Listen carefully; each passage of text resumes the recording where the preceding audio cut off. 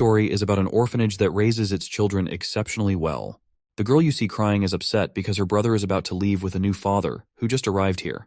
You might be wondering why this man doesn't fit the typical image of a parent you might have imagined.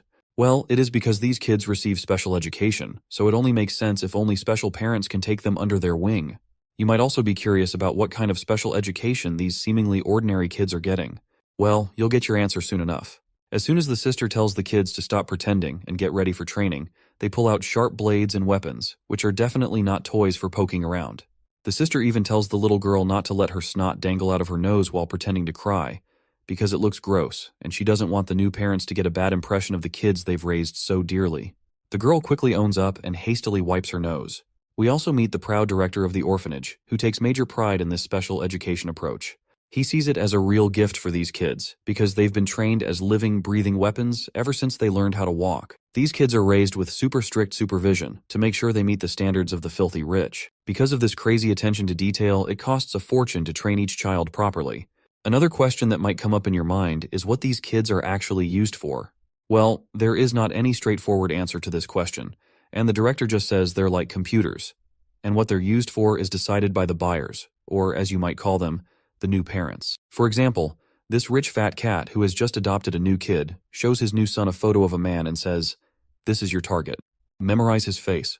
The director then explains that since these kids are living weapons, they pose significant threat to the buyer. So the orphanage made sure to drill each and everyone with 3 absolute principles from a young age. These are the rules they can't disobey because they have been wired in their subconscious mind, and the orphanage calls these the 3 absolute principles, and they're crucial for keeping the kids under control. While this fat guy is drilling the boy about memorizing the photo, the kid, however, points out that there's a car tailing them closely. The old man is a bit startled to hear something he never asked, so he starts yelling at the kid, demanding to know what the heck he's talking about, and tells him to just focus on memorizing the damn picture. The kid quickly snaps back to attention and swears to follow the orders. And there you go. That's what the first principle is all about. Absolute compliance to the parents' orders. That car tailing them smashes into them, and their car flips over from the impact. The kid scrambles out and sees his father badly hurt and barely clinging to life. And that is when we learn about the second principle these kids are drilled with. Never use your powers without your parents' permission. As the kid mourns his father, the attackers get out of their cars with their guns in hand. As they cautiously approach the flipped car, they spot the kid crying and begging for help, shouting that his dad isn't breathing. The attackers are taken aback to see this, because they had no idea that there was a kid in the car. They decide to toss the kid aside to finish up the work, but before they can, the boy whips out a knife and stabs one of them right in the throat, making him bleed like crazy, and then quickly snatches the gun from the fallen enemy.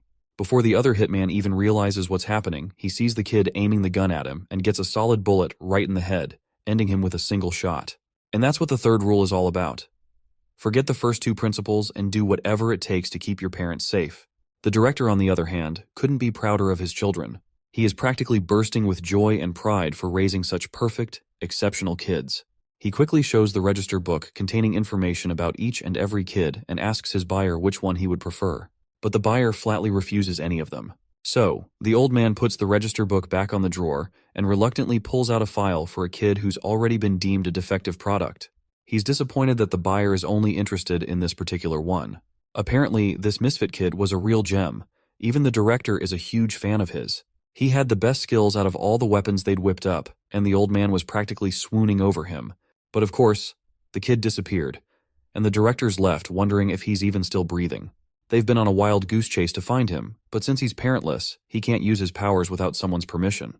So they're pretty much in the dark because of 0 leads, and he's probably living incognito as just another regular high school kid.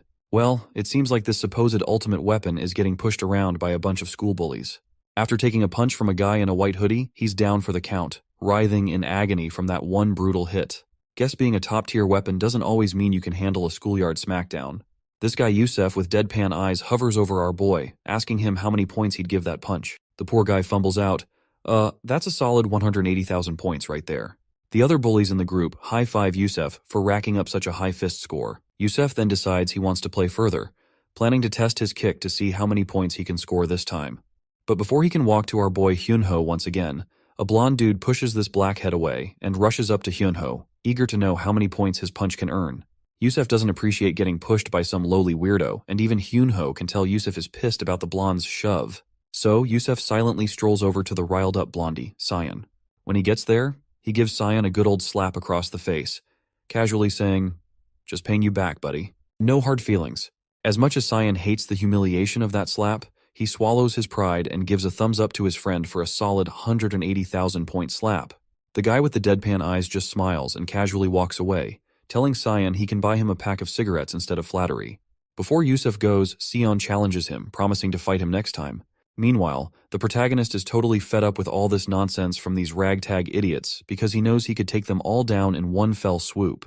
Still, he plays the role of the dumb weakling, and Sion starts choking him, demanding to know if Yusef's punch is actually better than his. Cyan keeps on bullying our boy, treating him like his personal punching bag to vent his frustration, and tells Hyunho to tag along with him for a little while.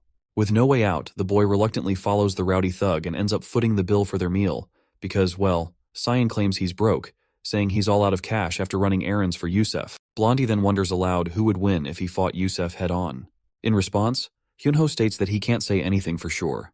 Out of nowhere, Cyan notices the snack shop has the same name as Hyunho, and our guy sheepishly admits it's run by his mom. Right on cue, his mother also shows up and says if Cyan is her son's friend, he can eat as much as he wants. Cyan is genuinely surprised to learn that this is actually Hyunho's mother's shop, and our boy feels pretty disappointed because he had been trying to keep this a secret all along. And he's not sure why his truth had to come out at the hands of this jerk, who's shamelessly running his tongue over his lips, probably looking forward to freeload some more food. Seeing the shifty look on his filthy friend's face, Hyunho grabs his pen, ready to poke a hole in Cyan's eyes if he tries anything sneaky. Just as he's about to make his move, the blondie surprises him by apologizing for not introducing himself properly earlier. He introduces himself as Cyan Park, Hyunho's buddy, and comments that he finally gets why the shop had a weird name. Hyunho's mom chuckles at the joke and mentions that Hyunho told her to keep it under wraps. Cyan then jabs at his friend, saying he's awful at hiding things and that he's also bummed his friend kept such a stunning mom a secret. Hyunho, now totally over this guy's act, knows Cyan's just a piece of work. To avoid any more nonsense, he tells his mom they need to bounce because other friends are waiting for them. The woman packs up some food in a plastic bag and hands it to Cyan, telling him to share it with others. He explicitly and happily states that all Hyunho's friends are like her own children, so Cyan should not shy away from anything. While Hyunho tries to convince her that it's really not necessary, the blondie's eyes light up at the sight of free food. He grabs it without a second thought, completely ignoring Hyunho's internal groans. He is feeling pretty pathetic, internally begging his mom to rethink this, because he knows these guys are just a bunch of bullies, not real friends. Hyunho then pleads with Cyan not to share the food with Yusef or anyone else. Cyan agrees with a smirk and says his goodbyes. Hyunho's mom, ever the gracious host, tells Cyan to bring more friends next time, to which Cyan enthusiastically agrees, saying he'll definitely come back with a crew. Well, that's exactly what Hyunho was trying to avoid, and here we are. Once Cyan's out of sight, the boy turns to his mom and lets loose, and while fighting to keep his tears in check, he furiously demands to know why she didn't just pretend they weren't related. Seeing her son so upset, his mom is totally confused and hurt. She tells him she was just happy to meet his friend, and apologizes if she caused any trouble. Hyunho, meanwhile, is left questioning the rationality behind his words. He has no idea why he's yelling at his mom, especially when she's apologizing. He's feeling like garbage for acting out. His mom tries to explain that she just wanted him to make more friends, which is why she acted the way she did. Hyunho's hand shakes with frustration and confusion, and he's barely holding himself together. The next day at school, Hyunho sees the same tteokbokki his mom makes, sitting right before his eyes. Apparently, Yusef has figured out that Hyunho's mom runs that snack shop down the street. So, he grabbed a bowl for himself. Yusef takes a dirty rag, dips it into his bowl of tteokbokki, starts rubbing it in Hyunho's face, and complains that he found this rag in his food and demands a refund because he can't eat filth. To make matters worse, he tosses another jab, sarcastically asking if he should go directly to Hyunho's mom for the refund. Hyunho is absolutely livid with Cyan, especially after he ratted out his secret despite his pleas to keep it quiet. Trying to keep his cool, Hyunho responds coldly, asking if they're even considered friends. This gets under Yusef's skin, and he mocks Hyunho for throwing a tantrum over a little joke. Then, to add insult to injury, Yusef dumps the entire bowl of tteokbokki right onto Hyunho's uniform. That's the last straw. Hyunho's already got his pen in hand, and before Yusef can react, he doesn't hesitate to swing his hand to jab the pen straight into Yusef's throat. His hand stops just short of the mark, trembling as he fights to keep himself in check. Yusef, not exactly thrilled about being threatened, gets more cocky and pissed off, demanding to know what the hell Hyunho thinks he's doing. A few moments later, Cyan strolls into the classroom, only to find everyone dead silent. The place is a mess. Security guards are on the scene, the window has been shattered, blood is splattered across the floor, and Hyunho's glasses are scattered on the ground. Looks like things have taken a serious turn, either an accident or, dare I say, an attempt of murder, attempted by Yusef.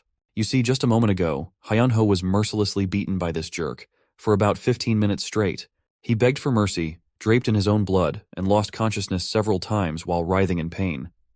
Despite his pleas, Yusef didn't stop and continued the relentless beating. When Hyunho was completely worn out and shattered from the brutal assault, he looked outside through the nearby window and finally ended it by jumping out of it. Now, we find ourselves in an abandoned building where we encounter this disgusting creature again. With no shred of empathy, he casually puffs on his cigarette and tells his friends to confess that they were the ones who accidentally pushed Hyunho out of the window while playing around. His friends are pretty reluctant to take the blame. In fact, they refuse right away to Yusef because they don't want to get into trouble. That's when Yusef brings up a useful Korean law known as the juvenile offender law. He explains that he's no longer eligible for this because he's past the age limit, so he's asking his friends to help him out by confessing that they were the ones who pushed Hyunho out of the window. He insists that this is the only way he can avoid a trip to jail. Still, the other boys are hesitant and remind him that even if they take the blame, they'll be hit with a civil lawsuit. Yusef just shrugs it off, saying he's got that covered too. He then points out that the civil lawsuit hasn't been filed yet, and if they eliminate Hyunho's only surviving family member, his mother, there will be no one left to file the lawsuit.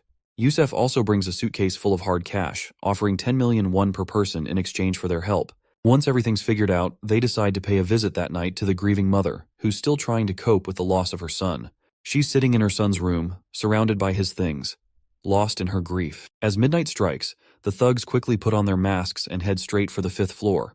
But when they try to use the elevator, they find it's out of order. So they opt for the traditional staircase. As they make their way up, they discover that the elevator is jammed because someone has intentionally wedged it with a fire extinguisher, preventing it from coming back down. Before Yusef can even figure out who might have done this, they hear a familiar voice. Apparently, Sion is sitting on the staircase, already waiting for them to arrive. Yusef quickly asks what the hell he's doing there, while the other lackey is just thrilled to see him and tells him to join them. Sion gets up from his seat, ready to dive into action, but not before asking 2 important questions. First, he wants to know how they found out about Hyunho's Taeokboki place, which was a hidden gem only he knew about. Yusef casually pulls down his mask and explains that when Sion didn't bring the cigarettes he was supposed to, Yusef followed him and saw him hanging out with the neighborhood kids. That's when he spotted Hyunho arguing with his mother. Sion realizes that it was actually because of him that these thugs found out about the place. He then moves on to his second question and tells Yusef to think carefully before answering. He wants to know why they're really here.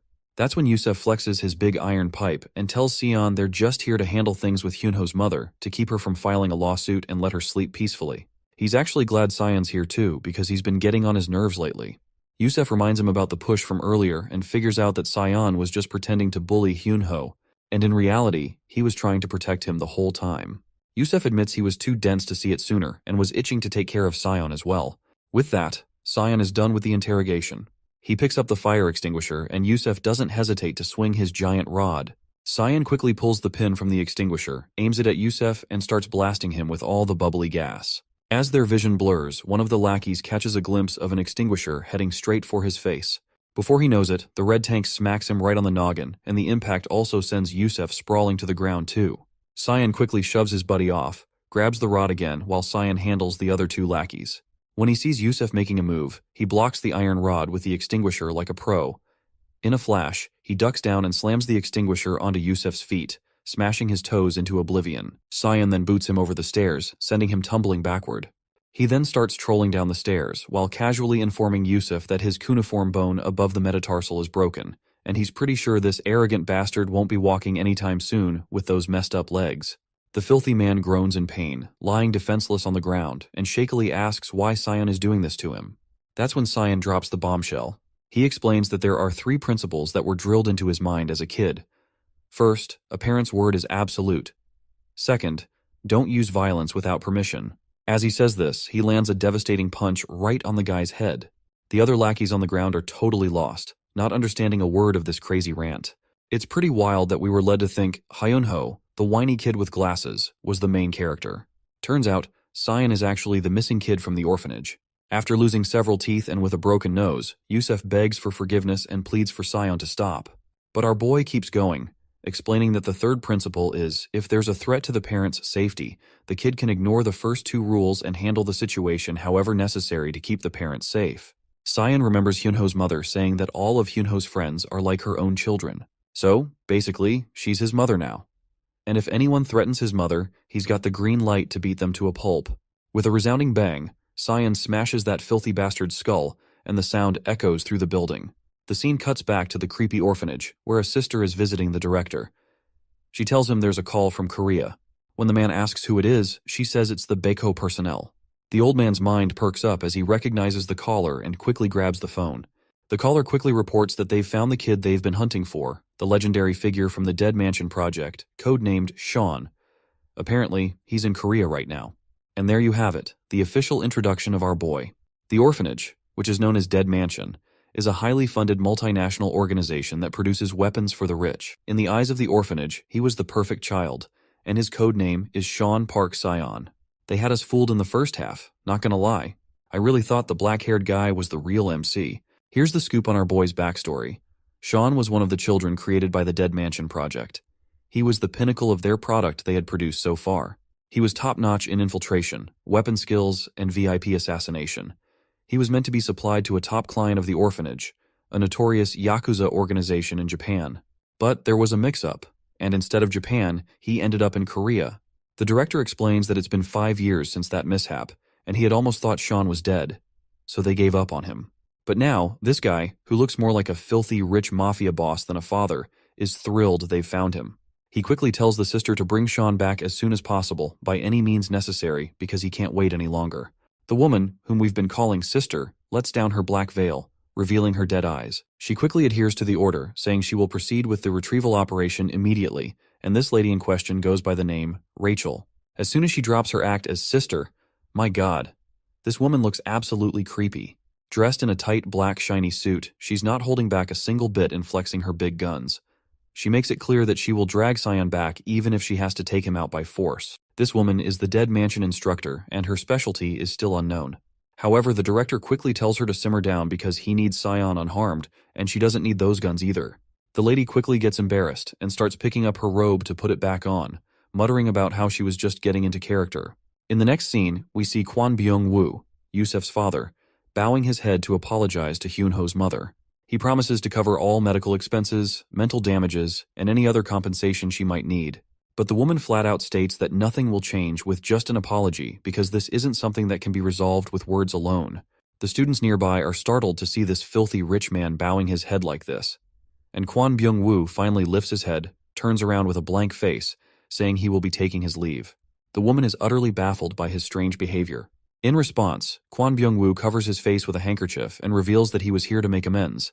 But since they can't resolve anything through discussion, he will leave because efficiency is key in all matters. He then walks forward towards his luxurious Maybach, telling the woman that he also knows other ways to sort out this mess because he's quite the expert in these matters. With those parting words, his car zooms off. He then complains to his manager about how disgustingly stingy and smelly that place was, insisting they tear it all down and build a mixed-use complex instead. The rich man then asks about Sion, or we can also call him Sean, and asks his manager if they have taken care of that kid. The manager lets him know their people are already en route and the secretary will ring them once the job's done. Kwon Byung-woo just nods and heads to Sanlim University Seongsim Hospital. Inside, we find Yusef all banged up, wrapped in bandages like a mummy. He tells his dad the kid who messed him up was no average Joe. He kept rambling about some 3 engraved principles or something. His dad raises an eyebrow, asking if this is the new trend among kids. Yusef just shakes his head, saying he hasn't a clue. Before Yusef can spill more, his dad cuts him off and gives a cold stare to the women and humbly requests the nurse to give them some alone time. Once the lady is out of the way, he slaps his son hard right over his face, just like any typical father. After slapping Yusef's face, Byung-woo lets him have it. What's really grinding his gears isn't just that his son picked a fight, bullied some kids, and caused them to jump out of a window. Nah, what's really bothering him is that Yusef didn't clean up the mess afterward, leaving a trail of evidence behind. He drills into Yusef that the basics of the job are to avoid doing things twice, meaning don't screw up and leave evidence for others to find. Byung-woo tells him to watch his father closely and learn from this chance to fix things. Meanwhile, Sean is taking a beating from a group of goons sent by Byung-woo. The leader, decked out in gloves, watches as his lackeys drag the injured boy from the ground. With a scowl, he delivers a series of stinging slaps to Sean's face, not stopping until the boy collapses from sheer exhaustion. The glasses-wearing thug, looking down at Sean with a sneer, says, "You might have taken down a few kids, but you're nothing against adults." They grab one of Sean's arms, and the burly lackey yanks it straight, holding it firm. The leader then places his foot on Sean's arm and applies all his weight, leaving the poor kid writhing in agony. Before they leave, they make sure Sean knows this is payback for the humiliation and beating he dealt to their young master, Yusef. They're leaving him alive just so he can stew over his mistakes. As dusk settles in, Sean sits there, snapping his shoulder back with a sneer. He chuckles at how the goons couldn't even tell the difference between a dislocated and a broken arm, despite their big talk about being adults. The beating he received? Well, it was nothing compared to the thrashings Aunt Rachel used to dish out. Sean's frustrated that he can't tap into his full strength without orders, but he's relieved knowing Yusef won't be bullying anyone else. As he heads out, grumbling to himself, he runs into Hyunho's mother. She recognizes him immediately and asks, "What happened to you?" With a warm hello, Sean greets her and is soon invited to dinner. Hyunho's mother has prepared a feast, urging him to eat his fill. When Sean hears this command to eat, he dives into the food like a wild beast. He is driven by an instinct to comply with the care of someone he now sees as his parent. The mother then gently instructs Sean to drink some water, pointing out that it'll help him digest better. Sean follows her advice, downing the water with a hearty gulp and letting out a satisfied burp afterwards. He thanks her for the meal, and she smiles, happy to see him after such a long time. Sean's mood turns serious as he asks about Hyunho's condition. In response, she assures him that the surgery went smoothly and that Hyunho's doing fine. She's hopeful for his recovery, even though things are tough right now. Then, her strength seems to crumble. Her hand starts to shake, and tears flow freely. She sobs, feeling weak compared to her son and helpless as a mother. Her heartfelt wish spills out of her tongue. She wants to destroy everyone who hurt Hyunho, especially Yusef's father, and tear them all apart. Well, it looks like Sean has finally found a reason to unleash his powers at full force against those jerks. As the lady turns around to apologize for her sudden outburst, Sean's already long gone. The scene then shifts to Byung-woo Construction Company. Inside the building, the father of that nasty son raises a toast to celebrate the record profit they've racked up in the third quarter of this year. He's giving a heartfelt thanks to all his employees, saying it's all thanks to them that Byung-woo Construction has come this far. Among the crowd of employees, we spot one of the same hefty guys who had beaten up Sean earlier, and near to him stands a waiter who suspiciously looks like Sean. The waiter approaches the man and offers to pour him a drink. As soon as the man says, "Pour some," the waiter smashes the bottle right over this jerk's face. The bottle shatters, leaving the wine and glasses scattered through the air. The fatty stumbles back, trying to get himself together, and quickly goes for a counterattack. But Sean is ready. He shoves those bare glasses he was holding into the guy's hands like he's handing over a pair of gloves. Then, with a brutal swing of his leg, he kicks the jerk right in the face. Next, Sean grabs some forks and knives and hurls them at the guards with deadly precision. They hit their targets perfectly. It doesn't take long for everyone to catch on that something's going down. Before they can do anything, a bunch of the black-suited guys are already out, and people are screaming about a blonde kid who's causing all this mess. The mention of a blonde kid rings a bell for the company director. Meanwhile, Sean is hiding under a table, knife in hand. He zips past everyone, slicing through them like they're nothing more than cucumbers with that tiny knife of his. He's sticking to what he's been taught. A parent's words are absolute. He can't ignore the tears and pleas of the mother who wanted everyone to tear apart along with that father. So he's doing exactly what he's been told. He grabs a tablecloth and, before the ragtag crew can get close, uses it as a distraction. He throws the table right at their faces, crushing them under its weight and leaving them screaming their lungs out.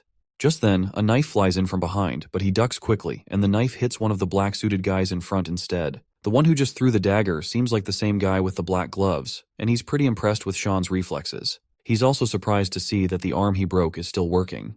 Before he can finish playing around with those gloves, Sean grabs the guy's hand and slaps him hard across the face. He expertly locks the guy's arm and snaps the bone inside, coolly telling him, "That's how you break an arm." As the cocky guy sprawls on the ground, a bullet zips past Sean's face, grazing him closely. The shooter is Byung-woo, standing on the first floor, looking disappointed for missing his shot. Sean quickly raises his hand and calls out that it's tough to hit from that distance unless you're a real pro.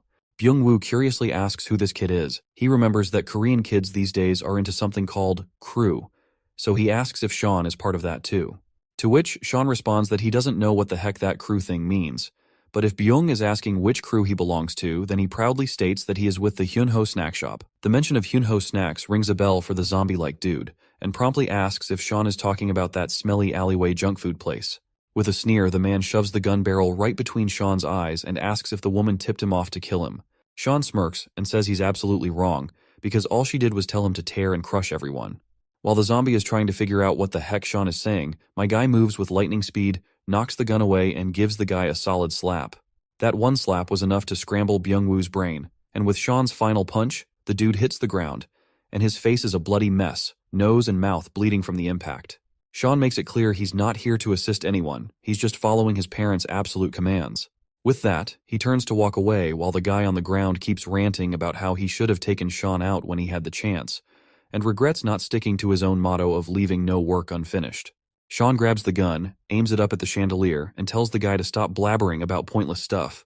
He fires, and the chandelier starts to fall, crashing down and crushing the man just as the mother wished for. Sean walks away, shaking his head and muttering how both the father and son are really just the same. We're back in the hospital, where the nurse asks Yusuf if he's feeling any better. The arrogant guy just scoffs and asks why he'd be here if he was doing well. The nurse comments that she's heard school violence can be pretty intense these days, but she's never seen anyone as badly hurt as him before. She wonders if the kid who hit him must have been a real expert, though even for high schoolers, this is pretty extreme. As she squats down to pick up her things, we get a glimpse of her giant ass. Man, we already know that the Russians are thick as hell, but this is something next level. She then grabs the injection and asks Yusuf what he was discussing with his father earlier about some 3 principles. Noticing the weird color of the injection, Yusuf questions what the heck she's injecting him with. Rachel then pulls out her mask and reassures him not to worry, saying that as long as she only uses half, he won't die. It looks like she's finally here to take our guy, and she starts pressing against his chest, grilling him about those 3 absolute principles he mentioned. The guy gets genuinely scared by her death glare and tells her to just get the hell out. That's when Rachel pulls off her fake hair and stops playing games. She straightforwardly demands he reveal the name of the kid who messed him up like that. We also find out her specialties, which are disguise, infiltration, interrogation, and of course, torture. Shortly after, Rachel calls the director when she arrives at Byung-woo's company. She tells him that the boy apparently used his powers. The director is shocked by this news, and Rachel further explains that she rushed to the spot where Sean was last reported. But by the time she got there, he was already gone. The place was a mess, with people badly injured, something only Sean's powers could have caused.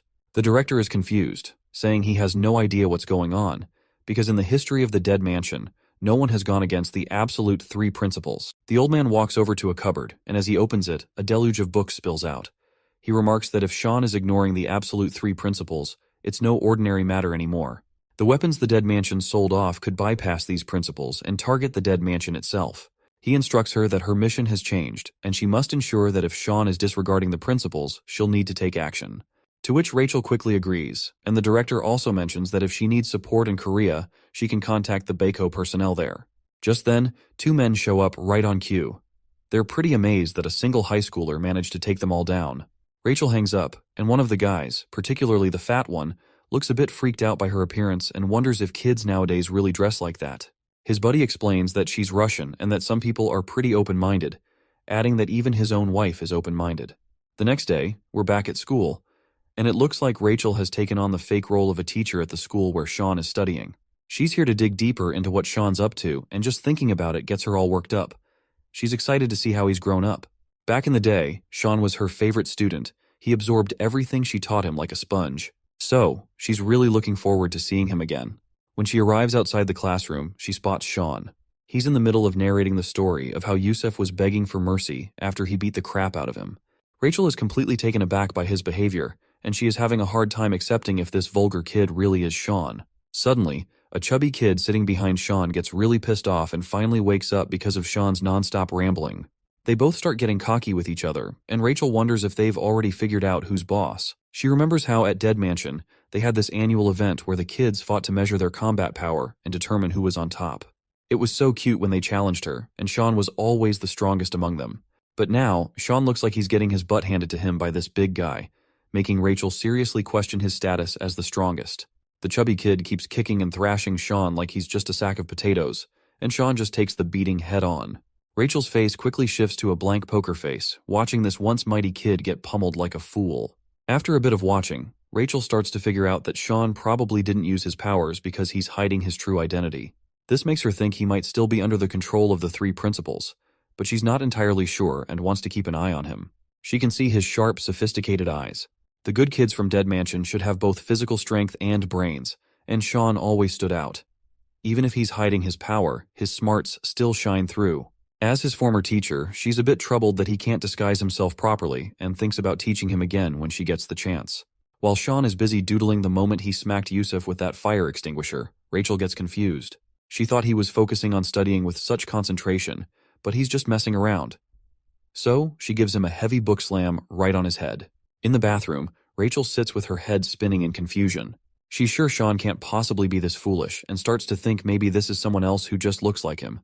It's hard for her to accept that he might really be this clueless. She decides to change her plans.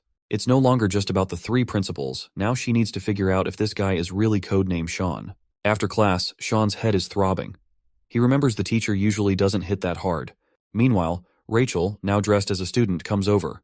But then he hears a familiar voice. After turning around, he sees Hyunho's mother standing there. She's relieved to see him, especially since her bags are weighing her down, and she tells him to please carry them for her. Sean quickly proceeds to carry the bags as commanded. When they hit the snack shop, Sean devours his food like a wild animal. The mother tells him to slow down, and he quietly takes her advice. Rachel starts piecing things together. She figures out that Yusuf is the one who knocked out this woman's son, but she's still not sure about Sean's connection to them. After seeing him eat like this, she's fuming that Sean is just as vulgar as she suspected and is itching to tear this Sean imposter apart. As soon as Rachel takes a bite of her food, she gets a chill and her tongue practically hangs out. She asks for some water after just one bite of the insanely spicy dish. The woman quickly hands over the water and asks if she can't handle the heat. Rachel is stunned, wondering how these folks can torture themselves with such fiery food. She is pretty sure these Koreans are out to assassinate her with this much heat.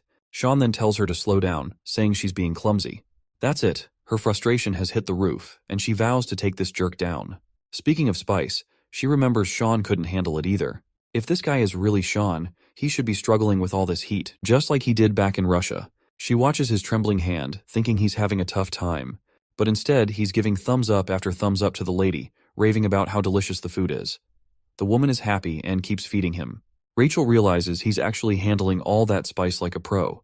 She is confused, wondering why he's chowing down on this fiery food like a fool instead of refuting to eating it. Rachel then remembers that Sean helped this woman carry bags with just her one command, and now he's eating without refusing her and helping her with everything she asks for, as if he's following her every command. Seems like she's finally pieced it together. He also would not have killed all those people so skillfully without any commands, and she's sure he was ordered to destroy the Byungwoo construction purposefully. The only person who seems likely to give such orders is the woman he's with. After connecting the dots, Rachel decides to test her theory to see if this woman is really the one commanding Sean.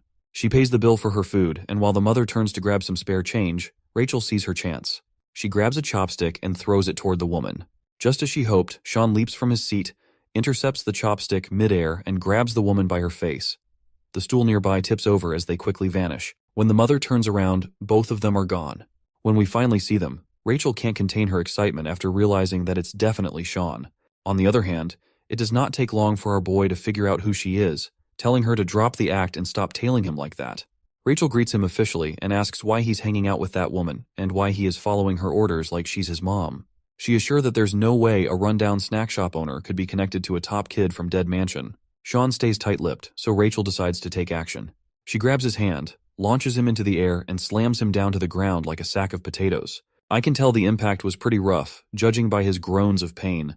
Rachel then tells him to stop messing around. It's time for him to get back to the orphanage, because there's a whole line of clients waiting for him. Suddenly, Sean's mind flashes back to the painful memories which had been buried in his mind. He is standing in the middle of knocked out kids, and he's probably the one who left them out cold during their training. There is also this mysterious woman who gave him the name Park Sion, but he can't seem to remember her.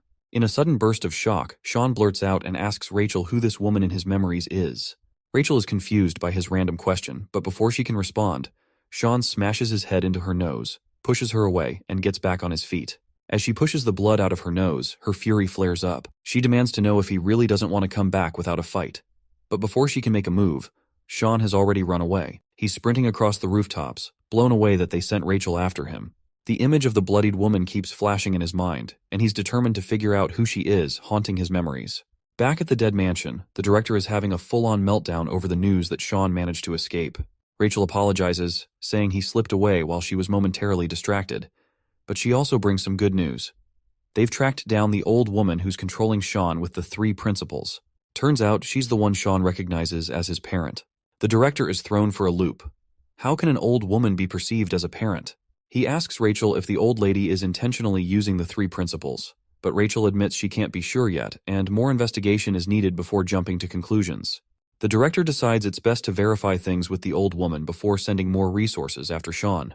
After a wardrobe change, Rachel steps out of the bathroom in this old lady disguise, leaving this other old woman confused, who can bet her life that she just had seen a young girl enter the restroom earlier. Meanwhile, the director is busy explaining to us that there are only 2 ways to retrieve a good child from their parents, and we'll learn about the first method soon enough. Back with Hyunho's mother, she is taken aback by the appearance of this elegant old lady. Rachel, under the disguise, sternly advises her to keep her distance from Sean. She introduces herself as Sean's mother, noting that she's often busy with business trips and hasn't paid much attention to her child. Now she's all dramatic about how it breaks her heart that Sean's been eating such awful spicy food. Hyunho's mother suddenly realizes that Sean can't handle spicy food and feels a bit of guilt for making him eat it all this time. It's a harsh wake-up call that she's been feeding him stuff that's clearly not good for him. Rachel is grinning inside, thrilled that this old hag is finally feeling some guilt. This is exactly the kind of reaction she was hoping for. You see, by getting the parent to voluntarily give up custody of the child is the first way to take a child back from the parent. And this is what Rachel is trying to achieve. So, she keeps her smooth talk, saying she understands that Sean listens to Hyunho's mother. So, Rachel tells her that when Sean comes back to eat here, she should sternly tell him never to return and go back home. It's a dirty play on Rachel's part, but it's all part of the plan. If Hyunho's mother tells Sean to go home, he'll take it as an order and head straight back to the dead mansion. Rachel starts to leave, but Hyunho's mother surprises everyone by refusing to say what Rachel suggested. Looks like Rachel's plan isn't going as smoothly as she hoped. Hyunho's mother speaks up, and it's a gut punch to Rachel's plan. She asks Rachel if she's even paid attention to her own son. She reveals that Sean is always covered in filth and dirt, and whenever she asks him about it, he just always says he fell. At first, she used to think he was just being a rebellious kid, but now it breaks her heart. It's clear to her that Sean needs someone who truly cares for him, unlike this rich woman who's clearly abandoned him. As she cries, she admits that she's come to care about Sean and doesn't want him to end up like Hyunho. She's willing to step up and take care of him since there's no one else around. Rachel clearly gets ticked off to hear this, and tries to tear into the old woman, but Hyunho's mom just bows her head and apologizes, saying she didn't mean to come off as rude. She's determined to keep an eye on Sean, no matter what. Seems like Rachel's first plan to snag Sean's ownership didn't go as smoothly as she'd hoped, and she's fuming. As night falls, she calls up the director and spills the beans about the failed attempt. The director seems disappointed to hear this, and he is clearly running out of patience. So, he gave her the green light to proceed with the second method. Rachel, now fully on board with this plan, eagerly agrees and looks forward to putting it into action. With a determined look, she sheds her garments to reveal a more wild side of herself, signaling that things are about to get serious. It turns out that, upon the death of the parent, the child reverts to the ownership of the dead mansion. So, her new target is Hyunho's mother. The scene shifts to outside a mart, where Hyunho's mother is seen shopping for groceries for her shop. And we can also see Rachel lurking in the shadows. She waits for the perfect moment, her finger poised over the detonate button of a bomb. When she decides it's time, she presses it, and the explosion rips through the air. The fire alarms blare and sprinklers kick on, dousing everything in water. But the blast wasn't aimed at Hyunho's mom, because it was merely a diversion. As Rachel's gun comes into view, she takes her aim. Just as she pulls the trigger, Sean swoops in, wielding a pan like a makeshift shield, and the bullet ricochets off his impromptu defense. Sean's face is etched with annoyance, while Rachel appears to be having the time of her life. Sean is amazed to see that the bullet-blocking move he picked up from a game actually worked in real life. He then drops the pan and strides toward Rachel, looking clearly annoyed by her actions.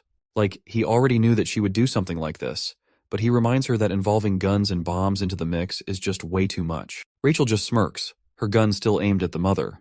Sean reacts quickly and shoves the shelf she was hiding behind. But the girl quickly bolts away before that shelf crashes over her. He then takes her by surprise and quickly disarms her with just one kick at her hand. But this girl is not messing around, and she quickly pulls out a dagger and swings at him, slashing his belly. Blood splatters to the ground, or so it seems. In reality, it was just a tomato ketchup tin our boy was holding that got punctured in the process. Sean tosses the ketchup tin away, making her lose her last weapon. He quickly tries to smash her with his knee, but she ducks and shoves his feet, sending him crashing into the shelves. She then asks him if he seriously thinks he can take her teacher down like this. She says she wanted to bring him back unharmed, but it looks like that's not an option anymore. Meanwhile, the mother is still trying to figure out what's going on, and that's when she spots a little kid stuck in the chaos, crying his eyes out. Amid all the commotion, he's sobbing for his mom. The woman rushes over, asking if he's hurt. The tearful kid just says he wants to go back to his mom. He asks her to help him get out of there, but it turns out this little punk is holding a sharp knife. No surprise if he's one of those specially trained kids here to assist Rachel to assassinate her. Back to the senior-junior showdown. She pulls out another knife and tries to hit him, but he jumps out of the way. She goes for another slash, but he ducks and avoids her. He grabs her hand, and she tells him to stop resisting because they're just trying to free him from everyone's control. Just then, he gets momentarily distracted, and Rachel seizes the moment. She pulls her hand free and swings her dagger at his face, slicing his cheek with deadly accuracy. He stumbles but quickly gets his footing. He grabs 2 cans from a nearby shelf and chucks them at her face, but she just knocks them away and tells him to let the old hag die. If he does, he can head back to the dead mansion whenever he wants. Sean then grabs a packet of flour and throws it right at her face. She makes the dumb mistake of slashing at the flour packet, sending it floating through the air and blocking her view. While struggling to breathe through the flour, she doesn't notice the scissors coming her way. Thanks to her quick reflexes, she narrowly avoids a serious cut, ending up with just a small mark on her face and her hair slightly trimmed. She quickly steps back, but Sean takes another swing at her. She drops to the floor, and with a crazy grin, she gets back up and comes at him with her blades. Their strengths seem pretty evenly matched. Or maybe he's just better than his teacher now. Before she can figure out her next move, he grabs her hand and shoves her into a grocery cart, leaving her stuck inside like a little kid. Sean gives her a cold stare and asks if she has learned her lesson, but the woman just grunts in frustration. Sean tells her to leave him and his mother alone, then kicks her cart forward, leaving her slamming into the other carts lined up, and he quickly locks her cart with the rest. With a smirk, he tells her to enjoy herself and walks off, leaving her stuck and grumbling. Back to the little maniac kid, he sees his chance and swings his dagger at her chest while she's looking away. But Sean swoops in just in time, leaving the little kid stunned right there. The mother's confused, wondering why he's here when he should be at school and why his clothes are all messed up. Meanwhile, the kid on the ground recognizes Sean as the legend of the dead mansion and figures that if Sean's here, Rachel must have already been beaten by him. The woman explains that this little guy has lost his mother. Sean asks the kid for his parents' phone number, but the kid acts clueless and starts fake crying as he runs toward Hyunho's mother. Sean quickly grabs him, lifts him up, and tells him to stop whining. He then gets close to the kid's ear and asks him if he hasn't learned that sticking out too much just makes people dislike you. He further playfully threatens the kid with some cryptic talk and gives him a little slap, making the dagger the kid was holding drop. Sean quickly steps on the dagger to hide it, and that one slap was enough to knock the kid out cold. After that little showdown, we're back at the dead mansion. The director wakes up in the middle of the night because of an unexpected phone call. Grumbling, he throws on his gown and heads to the phone, hoping for some good news to make this early wake-up worth it. When he hears the caller's voice, a smile spreads across his face as he recognizes it's Sean on the line. He asks the old man if he really thought he could catch him with just Rachel and that little kid, Eugene. The old man's face quickly goes pale as he asks if Rachel is dead. Sean doesn't give him a direct answer, just says that no matter how many people he sends, the result will be the same. He can send as many as he wants, but it won't change a thing. The old man gets really worked up when he hears Sean is taking on the entire dead mansion instead of running away. Sean makes it clear that if there's a threat to the parents' safety, he'll handle it based on the third principle. He's more than ready to stick to the rules because he sees the dead mansion as a real threat and will react accordingly. The old man, now on the ground and naked, breaks into a wide grin and starts laughing maniacally. He's overjoyed to see that the kid he raised is surpassing his expectations and thinks of Sean as a divine gift, perfectly following the 3 principles. He wishes Sean good luck and tells him to send the little kid back, promising not to attack the lady if Sean does that. Sean then tells the old man to call Rachel back, and the director just gets even more excited. Can't wait to meet Sean face to face. Sean tells Eugene to wake the hell up. As soon as this little brat opens his eyes, he goes on high alert. Sean informs him that he's already taken away all the weapons he was hiding, so he should save his breath instead of looking for them. He further tells the kid to eat the food since he hasn't had anything to eat. Eugene hesitates at first, but soon devours all the food in no time. Once they start heading out, Sean asks if he liked the food. But this moody brat replies, "Not really." Sean cheekily points out that if he didn't like it, he wouldn't have chowed down like a wild dog. While they're bantering, Rachel finally shows up and looks relieved to see that the kid is alive. Rachel quickly calls the kid over and he meekly walks toward her. Sean tells Rachel to take the food and make sure to fill her belly too.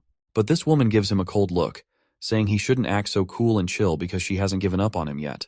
She walks off, saying they'll meet again soon. Rachel then starts scolding the little kid, asking why an annoying brat like him couldn't take down the old woman. Eugene apologizes for failing, and Rachel, annoyed, dismisses him. She tells him that useless brats like him should have been dealt with a long time ago. Her words make the kid shiver, and he apologizes again. Just then, Sean calls out to the kid from behind, asking if the tteokbokki he ate was tasty, and he is asking this for one last time, so he better question wisely. The kid tilts his head and, with tears streaming down his face, he says it was tasty. That's all Sean wanted to hear, and he wastes no time telling Eugene they're going back to Hyunho's snack bar to taste this delicious delight once again. Before we dive further into the story, here's a quick rundown of Eugene's past. As you might already know, the ownership of the children from the dead mansion belongs to the buyers, or parents. If these parents die, ownership reverts back to the dead mansion. Eugene had been adopted multiple times, but each time his parents died. This cycle continued, and after yet another return due to the death of his latest owner, the director was disappointed and muttered about how many times it had happened. The boy quickly responded that it was the 4th time, but the old man snapped that he didn't ask for an answer. The director then stated they would continue to profit by sending Eugene to new families, but failing to keep his parents alive 4 times was the worst disgrace in the history of the dead mansion. He didn't shy away from reminding Eugene that if this continued, they would have no choice but to dispose of him. The old man asks the kid if he knows what happens to children who get disposed of. With those little graves behind him, the kid can pretty much guess what's coming. The old man tells him he'll need to become someone important. He's got one last shot. Go to Korea and help Rachel get Sean. If he screws this up too, he's definitely done for. In the present moment, Rachel coldly reminds him that, right now, he's already considered disposed of. Freaked out and desperate to prove himself, the kid begs for another chance. Rachel just gives him an icy stare. While the kid is freaking out because of what's coming, Sean steps in to save the kid. He asks if he wants to enjoy some delicious food again. The crummy woman jumps at the chance and tells the little kid that he's been given one last shot and he has to kill that old woman. Hearing this, the kid is on the verge of tears. Realizing he's been granted a final chance to prove himself, he starts crying and quickly says the food was delicious. So, while we thought this crummy little brat was just thrilled because Sean wanted to free him, it turns out he's actually just grateful for another shot at redemption. On the other hand, Sean cracks his wrists, ready to take the kid back to the snack shop.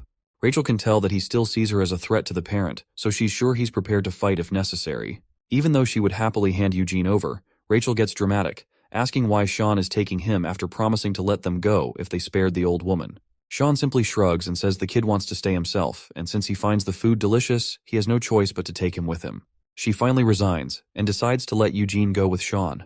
Before the little kid heads over to Sean, Rachel cryptically reminds him that this is his last chance and he better make it worthwhile. With that, the kid quickly walks over to Sean. Rachel then points out that since he's keeping the child and breaking his promise to let them leave, she declares that she'll also break her promise, and will always look for a chance to attack the old lady. Sean simply grabs the brat's hand and tells Rachel to do as she wishes. He adds that he won't hesitate to break her into pieces over and over again if she tries. Later, we're back at Hyunho's house. Sean pretends to yell at the little boy in front of Hyunho's mother. The woman quickly tells him to calm down and reminds him that he's the one who decided to look after the kid for the day. The boy admits it, but adds he doesn't want any more freeloaders crashing at her place for free food. The woman says she's perfectly fine with that. She also finds it interesting that this kid's mother is friends with Sean's mother. It turns out the truth isn't far off, as Sean's mother and this little brat are actually the same Rachel in disguise. The lady offers for them to stay, but Sean says it's not necessary. However, the little brat quickly thanks the woman, saying he'll be under her care from now on. Well, he can't let this opportunity slip because he wants to take her out at all costs. He then introduces himself as Eugene. Meanwhile, Sean is feeling a bit overwhelmed, as this is his first time at Hyunho's house. Sean asks if the room over there belongs to Hyunho, and she says it does. He asks if he can go inside, and the mother gives him the go-ahead. Sean walks into the room and finds it pretty ordinary, like something out of a drama or movie. It's the kind of room that feels like a moderately happy family lives there, with a vibe of everyday life and comfort.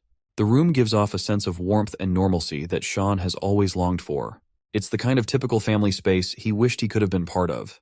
He thinks Hyunho should have been here, living a happy, normal life, rather than being caught up in all the chaos. Once the brat finishes his meal, he thanks the lady and compliments her, saying everything was perfect, especially the omelet. The woman is pleased with the compliment. Then, the kid asks if he can ask her a question, and she agrees. He asks if, besides her son, there's any other family member living here, like a father. The woman is a bit caught off guard by the question and isn't sure how to respond. She tries to keep it light and says that unfortunately, her husband was needed so much in heaven that she had to let him go. The kid asks if he became a family member in heaven, to which the lady says that's pretty much it. Then, the kid points out that her son hasn't gone to heaven and hasn't returned home either. The woman is puzzled by this strange response. The kid continues, saying that a weak, useless child can't become family anywhere. The woman looks even more confused. The boy explains that a family is about fulfilling others' needs and proving one's worth to its members. Otherwise, they're just obstacles consuming resources, like her son who's in the hospital and unable to do anything. The lady is really pissed off and jumps up, saying that's completely wrong because that's not what a family is. The kid curiously asks what a family is then. But before she can answer, Sean playfully grabs the kid from behind and starts dragging him, asking if they can sleep in the living room. The woman agrees and mentions that Hyunho's room is empty, but Sean states that he can sleep in the living room over the sofas and the kid will just sleep on the floor. The mother's eyes warm up at their playful sight. As midnight strikes, we see Eugene's face is set in a scowl. It's clear that his displeasure stems from the fact that Sean is making him sleep over on the floor. He then notices light coming from Hyunho's room and decides to check it out. As he peeks inside, he sees the old woman sitting in a chair, looking at her son's photo. Eugene finds it odd that this woman calls her useless child a family, and even welcomes strangers like him as a family, whom she has never met before. He reflects on his own life, where a child's worth is measured by what they can produce for the family. He can't understand how being a so-called useless child can be considered family. Eugene quickly grabs the gun, aiming it at the old woman with trembling hands. He's desperate to prove his worth and become a necessary family member, believing that killing her is the only way to do it. But despite his determination, he just stands there, unable to pull the trigger. Sean quietly closes the door in front of him, and sternly asks if this is really what Eugene wants to do. Eugene's hands shake as he looks at Sean and admits he's just following orders. He then quickly turns the gun on our boy, telling him not to interfere. As he pulls the trigger, no bullet fires. Seeing this, Eugene looks puzzled, wondering why the gun is empty. Sean then scatters all those bullets down on the ground and reveals that he had already taken all the bullets away while Eugene was sleeping. He also knows that Rachel was the one who gave him the gun. Sean gives this brat death glares and extends his hand to grab the gun, pointing out that it's a 15-round 9mm parabellum that weighs 112.5 grams. He says the kid should have noticed the magazine was empty when he held the gun, and reminds him he's still just an amateur. Annoyed by the remark, the brat grabs his blade and tries to swing it at Sean. But he ends up pinned to the door by Sean, and as he turns the handle, the door swings open, sending them both crashing into the room. The little one quickly gets to his feet. Fortunately, the mother is still asleep at her desk and hasn't noticed the commotion. Sean gestures to the brat to keep quiet. But the little brat sees an opportunity and rushes forward. Sean quickly grabs that tie nearby, traps Eugene's feet with it, and makes him fall. But the kid manages to swing his blade and cut the tie almost immediately. Sean tells the kid to be a good little boy, but the kid's too stubborn. He leaps at Sean, trying to slash him with his tiny daggers. They go at it like two hyper ninjas, and it's clear Sean's holding back. This just makes Eugene even more furious, and he swings his dagger again, insisting Sean face him properly. Sean agrees, and before Eugene knows it, Sean has taken the dagger from his hand. The brat, frustrated, throws his other dagger at the lady, but Sean deflects it easily. He then pushes Eugene's feet against his own, causing him to fall. To keep the noise down, Sean quickly grabs the kid by his shirt before he hits the ground. Sean tells him with a smirk that he hasn't even started, and yet the brat is already down. But the little one just smiles in response, thrilled to be fighting the legendary figure from the dead mansion. Just as Sean is holding him, the mother slams a book over his head with a fury that could only come from the most dangerous person on the planet.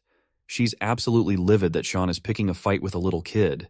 Our boy quickly tries to reassure the angry mother that this isn't what it looks like. Meanwhile, the little brat grabs the dagger from the ground, seizing the opportunity to strike. Sean gives him a death glare and tells him to stop. Then, Sean quickly grabs the little one by the shoulders, reassuring the mother that they're just buddies having a morning exercise session and that the dagger is just a toy. Seems like this little one is still fixated on killing the woman, but realizes he won't get any chance while Sean is around, so he starts to think of a sneakier approach to get the job done. The lady turns to Eugene and tells him he shouldn't pick fights with his big brother because they're all one family under one roof. The word family catches Eugene off guard again, and he gets somber, finally asking why he's being considered part of this family. Sean quickly reminds him that they eat together and sleep under the same roof. The woman agrees and pats Eugene, saying that since he's living here, he's already part of the family. Just then, someone knocks on the door, calling out to see if anyone is inside. The mother goes to answer and, upon opening the door, finds a young high school girl. Well, or should I say, Rachel in disguise. Anyway, she greets the lady as Mother, apologizes for arriving so early, and introduces herself as Marie, Eugene's older sister. Rachel, in her Marie disguise, thanks the mother for taking care of Eugene. Sean peeks over and asks who's at the door. The mother tells him Eugene's sister has arrived to pick him up. Sean recognizes who this sister really is, so he steps outside to greet her. He asks Rachel what brings her here, and she simply says she's here to pick Eugene up. Rachel drops the little sister act and cheekily explains that she's there to take the boy back for the woman's safety. As agreed, Sean then asks if she's the one who ordered Eugene to kill the mother. Rachel leans in and whispers that it was just a temporary order from her, and there's nothing to worry about. Sean tells her, first of all, to put away the knives she's hiding before saying that. She tells our boy not to worry and reassures him that as long as he cooperates, there's nothing to fear. Sean is a bit creeped out by how casually she's threatening him and asks what happens if he doesn't cooperate. Suddenly, Eugene bursts out with a big smile, asking why his sister took so long to get here.